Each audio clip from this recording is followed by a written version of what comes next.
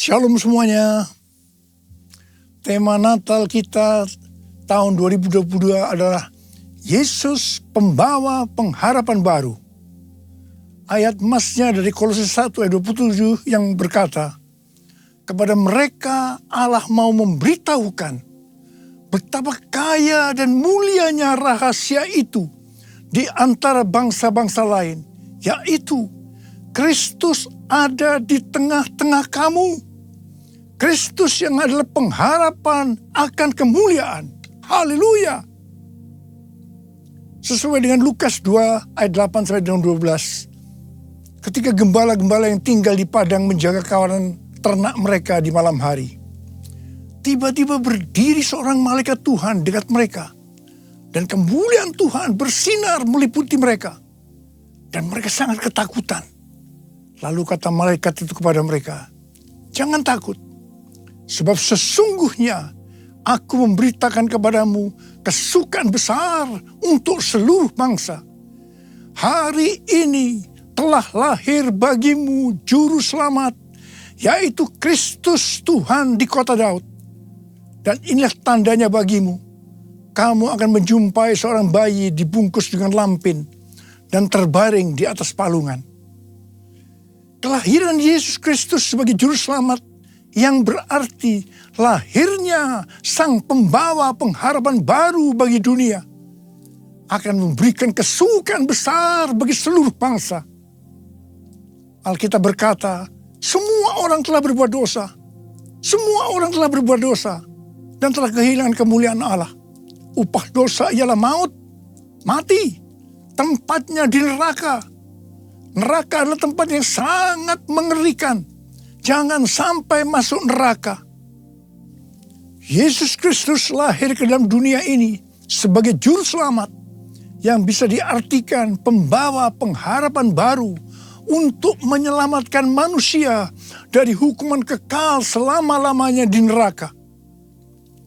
Kelahiran Yesus Kristus disambut dengan nyanyian pujian oleh malaikat-malaikat dan sejumlah bala tentara surgawi yang memuji Allah, katanya, kemuliaan bagi Allah di tempat yang maha tinggi dan damai sejahtera di bumi di antara manusia yang berkenan kepadanya.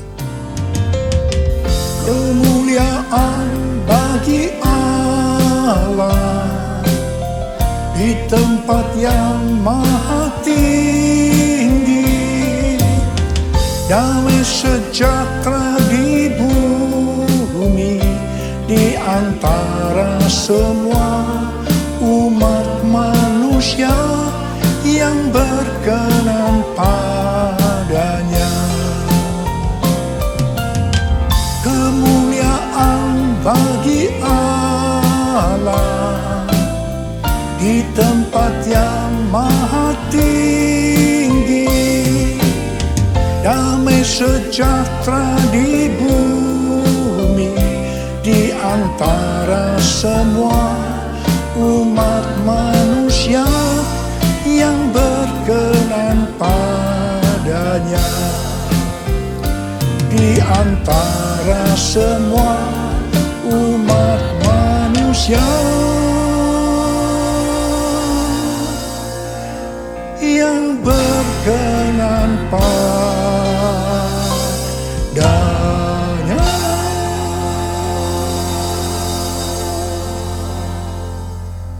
Tema Natal yang Tuhan berikan ini, yaitu Yesus pembawa pengharapan baru, sangat tepat untuk mempersiapkan kita memasuki tahun 2023. Di mana pandemi COVID masih belum berakhir. Perang Rusia-Ukraina yang masih berkelanjutan. Informasi tentang inflasi dan resesi ekonomi tahun 2023 diberitakan di semua platform media sosial. Sesuai dengan apa yang disampaikan oleh Pastor D, seorang hamba Tuhan dari Perth, Australia. Di mana Tuhan pada tahun 2023 akan kembali menggoncangkan bangsa-bangsa di dunia. Kita melihat Twitter, Facebook, disusul dengan Disney, Amazon, mulai mengadakan PHK secara besar-besaran. Rusia dan Inggris dinyatakan resesi. Di tengah situasi yang seperti ini, Tuhan berbicara, Yesus pembawa pengharapan baru ada di tengah-tengah kamu. Dialah pengharapan akan kemuliaan. Dalam Kolose 1 ayat 27 ini, kata pengharapan dalam bahasa aslinya memiliki arti mengharapkan dan yakin sesuatu yang baik akan terjadi. Itu artinya Yesus yang ada di tengah-tengah kita membuat kita memiliki keyakinan dan iman yang teguh dalam menghadapi segala situasi dan kondisi apapun. Haleluya! Sebagai pembawa pengharapan baru, Yesus tidak berada jauh dari kita. Ia Allah yang maha hadir, yang mustahil difahami oleh otak manusia yang hanya segede bakpao. Namun menyatakan dirinya sebagai Immanuel, yang artinya Tuhan beserta kita. Tuhan bersama kita. Pertama-tama melalui kelahirannya sebagai manusia, yang kita peringati sebagai peristiwa Natal. Kemudian melalui Roh Kudus yang diberikannya, tinggal berdiam di dalam hidup kita. Ini semua dapat diartikan bahwa Yesus ada di dalam kita. Itulah sebabnya kita selalu punya pengharapan. Haleluya! Keberadaan Yesus sebagai pembawa pengharapan baru di tengah-tengah kita. Inilah yang dikatakan oleh Rasul Paulus kepada jemaat Kolose sebagai pengharapan akan kemuliaan. Kemuliaan ini menunjukkan pada hari kebangkitan, ketika orang kudus akan menerima tubuh baru mereka yang dimuliakan, atau yang dikenal dengan pemuliaan atau glorification. Kita mengenal ada 3 tahap proses keselamatan. Tahap yang pertama, pembenaran atau justification. Kita dibenarkan bukan karena perbuatan baik kita, tetapi karena kasih karunia Tuhan yang kita responi dengan iman. Pada tahap ini, setelah kita bertobat dan menerima Tuhan Yesus sebagai juru selamat, kita akan mengalami kelahiran baru. Kelahiran baru adalah proses awal perjalanan rohani kita bersama Tuhan Yesus. Tahap yang kedua dari proses keselamatan adalah pengudusan atau sanctification. Dalam proses ini, kita dikuduskan secara terus-menerus melalui Roh Kudus dan firman Allah. Dalam proses ini, kita bisa saja jatuh atau mengalami kegagalan. Tetapi yang penting, kita jangan berhenti. Tetapi harus bangkit dan terus maju. Pertobatan adalah kunci untuk kita bisa terus maju. Goal dari proses pengudusan ini adalah menjadikan kita menjadi serupa dengan gambarnya. Roma 8 ayat 29 berkata, sebab semua orang yang dipilihnya dari semula, mereka juga ditentukannya dari semula untuk menjadi serupa dengan gambaran anaknya. Supaya ia, anaknya itu, menjadi yang sulung di antara banyak saudara. Ini berarti goal kita sebagai orang Kristen adalah menjadi serupa dengan gambarnya. Untuk menjadi serupa dengan gambarnya, sesuai dengan 1 Yohanes 2 ayat 6 yang berkata, barang siapa mengatakan bahwa ia ada di dalam dia, ia wajib hidup sama seperti Kristus telah hidup. Karena kita hidup sama seperti Kristus telah hidup, maka kita akan menjadi serupa dengan gambarnya. Menjadi serupa dengan gambarnya artinya menjadi murid Tuhan Yesus. Tahap ketiga dari proses keselamatan, mereka yang menjadi serupa dengan gambarnya. Pada saat Tuhan Yesus datang di awan-awan untuk menjemput gerejanya, tubuh mereka akan menerima tubuh baru yang dimuliakan atau dikenal dengan pemuliaan atau glorification. Dan setelah itu kita akan diangkat bersama-sama untuk bertemu dengan Yesus Kristus di awan-awan. Dan kita akan masuk surga. Dan selanjutnya akan bersama-sama dengan Tuhan Yesus selama-lamanya. Haleluya! Alkitab Penuntun Hidup Berkelimpahan memberikan catatan. Penjelasan bahwa Kristus yang diam di dalam kita adalah jaminan untuk memperoleh kemuliaan dan hidup kekal. Ini akan terjadi hanya jikalau Ia tinggal di dalam kita. Dan kita terus-menerus berhubungan erat dengan Dia. Kita hidup intim dengan Dia.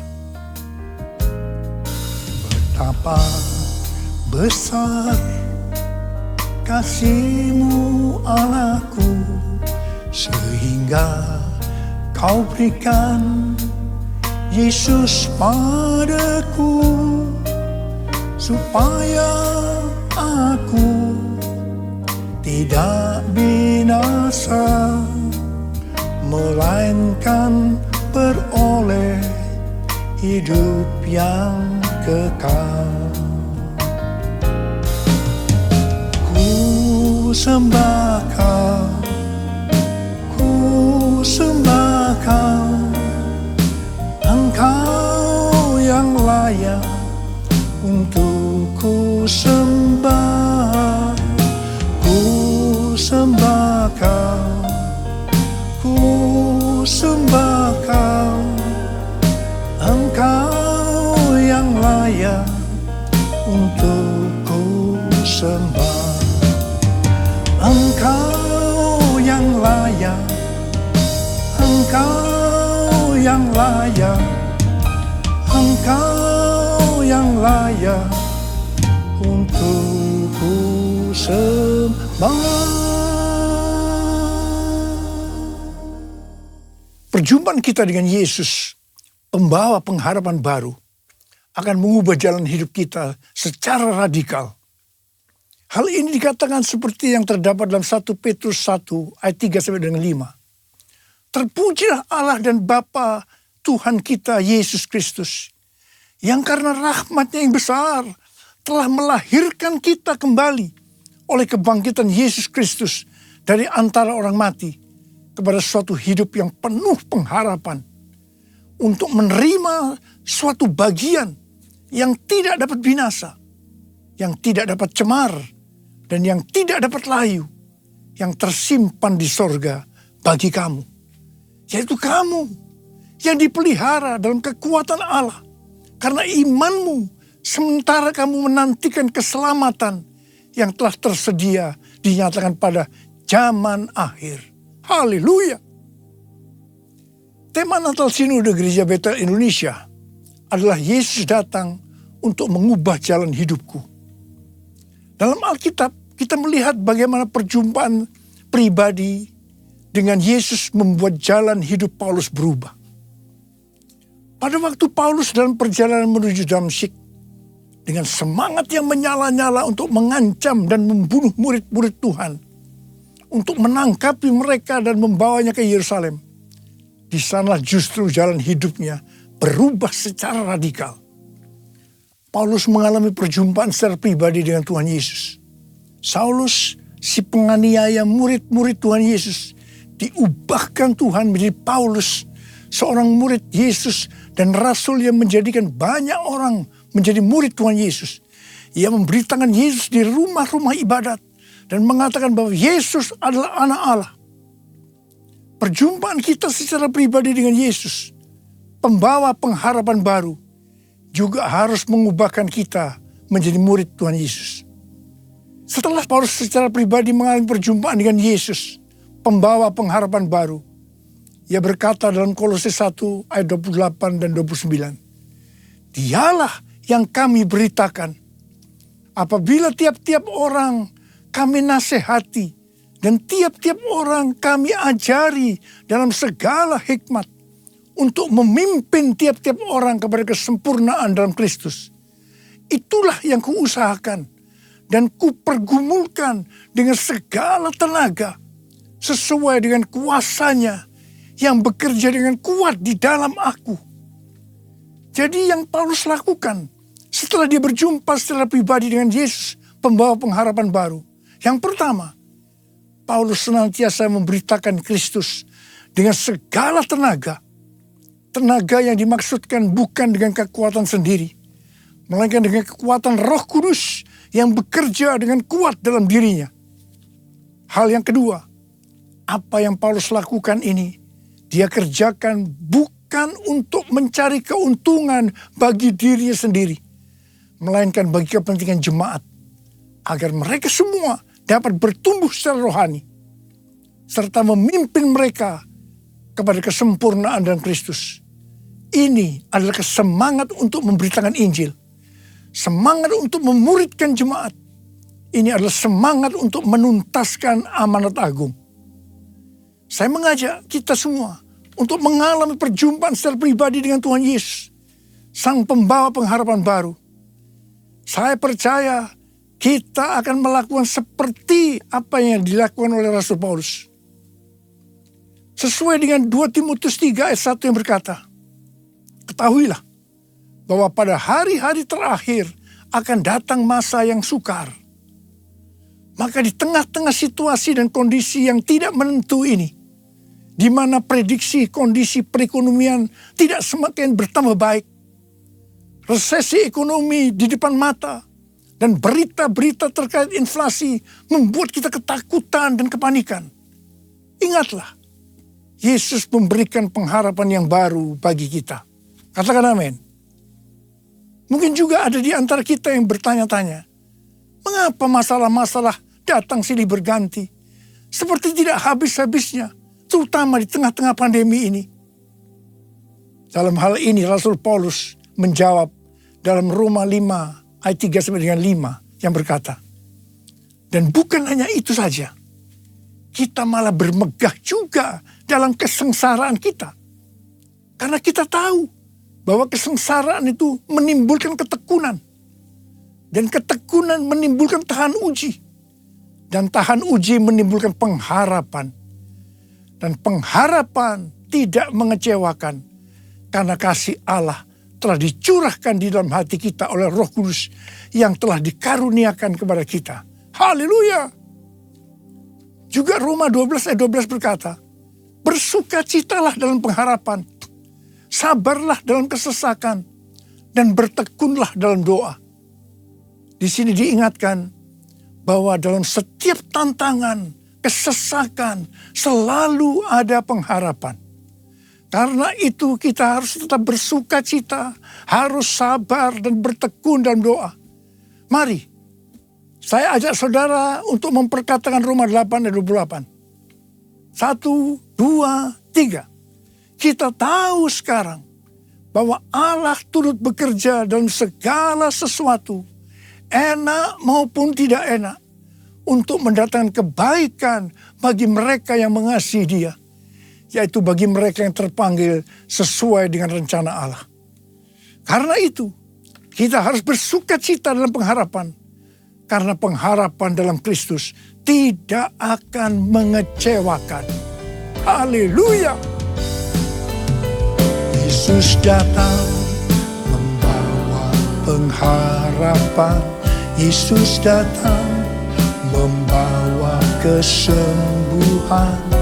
Kasih-Nya yang sanggup memulihkan semua yang percaya. Haleluya, haleluya, terpujilah Tuhan. Haleluya, haleluya, haleluya, amin. Haleluya, amin. Haleluya, amin. Tuhan Yesus dalam Markus 4 ayat 29 mengingatkan kita bahwa musim menuai sudah tiba. Musim menuai sudah tiba. Api Roh Kudus yang dahsyat dari Pentakosta ketiga sudah dicurahkan. Saya mengajak agar kita semua untuk percaya dan terus berharap kepada Tuhan. Tuhan sedang membersihkan gerejanya. Dosa-dosa yang tersembunyi sedang dibuka. Tuhan mau gereja Tuhan menjadi kudus Sehingga kebangunan rohani dan penuaian jiwa yang terbesar dan yang terakhir terjadi. Kedatangan Tuhan Yesus untuk kedua kalinya sudah sangat-sangat dekat. Waktunya sudah sangat-sangat singkat. Salah satu tanda kedatangan Tuhan Yesus adalah kalau amanat agung selesai. Tuhan mengingatkan bahwa tugas utama kita adalah menyelesaikan amanat agung. Kita harus memuridkan. Perlu diingat bahwa yang bisa memuridkan adalah murid. Karena itu kita semua harus menjadi murid Tuhan Yesus. Sesuai dengan 1 Yohanes 2 ayat 6. Bahwa murid Tuhan Yesus adalah mereka yang hidupnya sama seperti Kristus telah hidup. Karena hidup sama seperti Kristus telah hidup, maka kita akan menjadi serupa dengan gambarnya. Sekali lagi, saya ingatkan bahwa goal kita sebagai orang Kristen adalah menjadi serupa dengan gambarnya. Menjadi orang yang mempunyai sifat yang serupa dengan Kristus. 1 Korintus 13 ayat 13 berkata, demikianlah tinggal ketiga hal ini, yaitu iman, pengharapan, dan kasih. Dan yang paling besar di antaranya ialah kasih. Kasih di sini artinya mempunyai sifat serupa dengan Kristus. Kasih lebih besar dari iman dan pengharapan. Jadi yang paling besar dalam kerajaan Allah adalah mereka yang mempunyai sifat serupa dengan Kristus. Yaitu mereka yang hidup saleh dan mengasihi Tuhan. Bukan mereka yang besar dengan prestasi lahiriah. Untuk menjadi serupa dengan gambarnya, kita harus mempunyai iman yang kuat. Dan pengharapan yang kuat kepada Tuhan. Sekali lagi saya ingin mengingatkan kepada kita. Bahwa hanya mereka yang serupa dengan gambarnya, yaitu murid Tuhan Yesus saja yang akan masuk surga. Waktu kedatangan sudah semakin dekat. Mari kita semakin serius untuk mempersiapkan diri. Untuk menjadi murid. Menjadi serupa dengan gambarnya. Sehingga pada saat dia datang di awan-awan. Kita akan ikut dalam pengangkatan. Dan selanjutnya masuk surga bersama Tuhan Yesus. Tema Natal tahun 2022. Yesus pembawa pengharapan yang baru. Mengingatkan kita semua akan perbuatan yang besar dari Tuhan Yesus kepada kita semua. Karena semua orang telah berbuat dosa dan telah kehilangan kemuliaan Allah. Upah dosa adalah maut, mati. Tapi dia, Yesus yang tidak berdosa, telah dijadikan dosa oleh karena kita. Dia harus turun dari surga mulia, menjelma menjadi manusia, mati ganti kita, menyelamatkan kita dari hukuman kekal selama-lamanya. Tuhan Yesus luar biasa. Perbuatannya besar. Perbuatannya besar. Perbuatannya besar. Perbuatannya besar. Perbuatannya besar. Pujilah namanya. Perbuatannya besar. Perbuatannya besar. Haleluya. Perbuatannya besar. Puji Tuhan. Perbuatannya besar. Pujilah namanya. Pujilah Tuhanku dengan segenap hatiku. Pujilah namanya. Pujilah Tuhanku. Pujilah Tuhanku dengan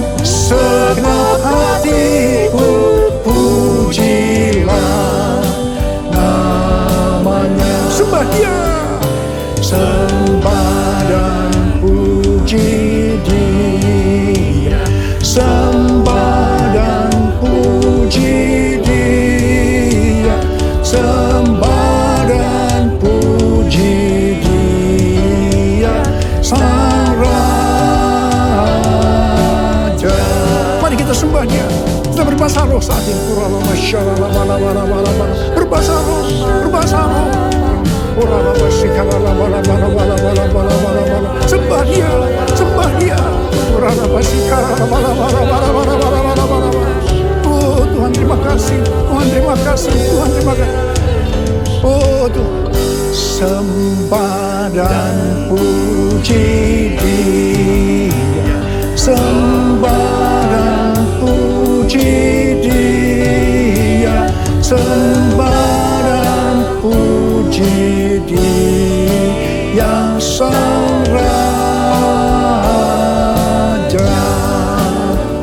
sembah dan puji Dia Sang Raja.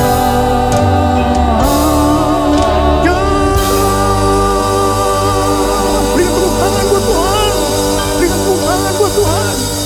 Papa terima kasih, Papa terima kasih.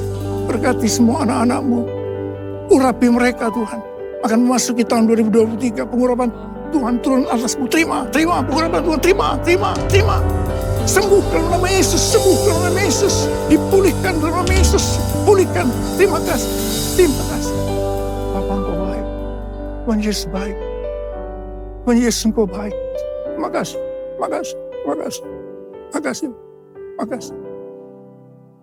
Dalam nama Yesus, amin. Saudara, sekali lagi saya akan mengucapkan kepada saudara semua, selamat Hari Natal 2022. Tuhan Yesus memberkati kita semua berlimpah. Amin. Mari angkat tangan saudara, terima berkat Tuhan. Kasih karunia yang berlimpah-limpah daripada Allah Bapa dalam Anak yang tunggal Yesus Kristus. Persekutuan yang manis dengan Roh Kudus menyertai saudara sekalian mulai hari ini sampai Tuhan Yesus datang menjemput kita di awan-awan dan bahkan sampai selama-lamanya. Yang percaya bersama-sama katakan amin.